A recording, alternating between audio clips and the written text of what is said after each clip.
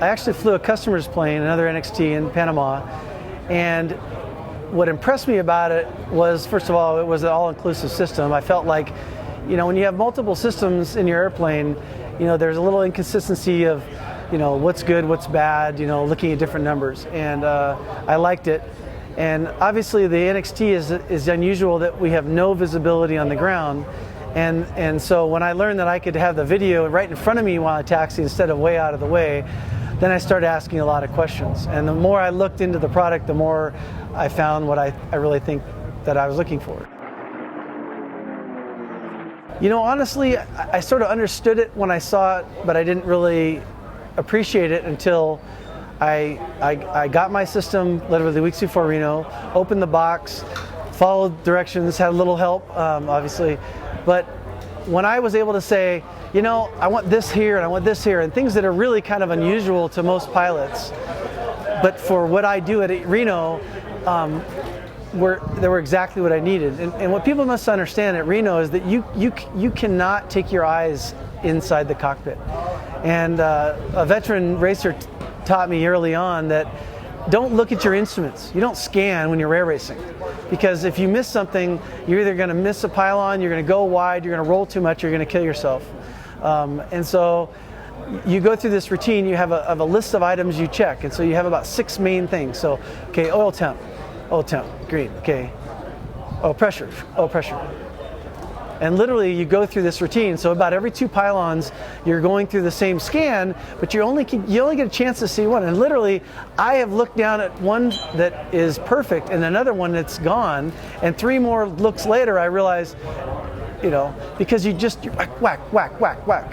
And because I could customize the screen and declutter it, I was able to put exactly in an order that I'm used to doing. So for me, it was perfect.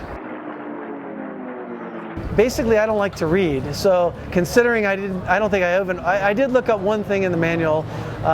With about 2 phone calls, the system, we went and flew it. So I mean, it was that easy out of the box. Now obviously I didn't customize it that way, but with 9 different variations of the stuff, my focus was really on the engine instruments on there. The flight stuff, speeds and things like that were pretty basic. But now that I'm, can start using it for more cross-country stuff, I'm looking forward to actually using the mapping features and the navigation stuff. Honestly, that's probably the one thing that is going to save me an awful lot of money, because any of the other systems I have haven't been able to get the data that I was able to get out of the MGL. I mean, up till the engine exploded and destroyed the unit, which I don't think is under warranty, but we have every bit of data that you would want to try to evaluate what happened, and it may or may not help us figure that out, but it certainly eliminated a lot of possibilities. So that, in the end, is going to be a big money savings. One of the things that I would say to people looking at these systems is that, I was trying to declutter and put everything together, and a few times through the testing and setting things up, we had problems that were caused by us with power issues and things like that. If you do have a problem, you lose a lot. So I guess that would sort of be the downside to combining everything. So I'm pretty convinced that having at least the small light version there, which is more than adequate, is really, I wouldn't recommend anybody that's not flying sort of a day VFR, if they're doing anything beyond that, I think that 2 systems, whether they're a big and a little or dual, whatever, should be strongly considered. What's most impressive for me specifically, I'm at the edge, and so the information is absolutely the most critical thing that you deal with in my sport. And what MGL has done for me is it's given it to me precisely, completely, but mostly in a manner that fits my specific application.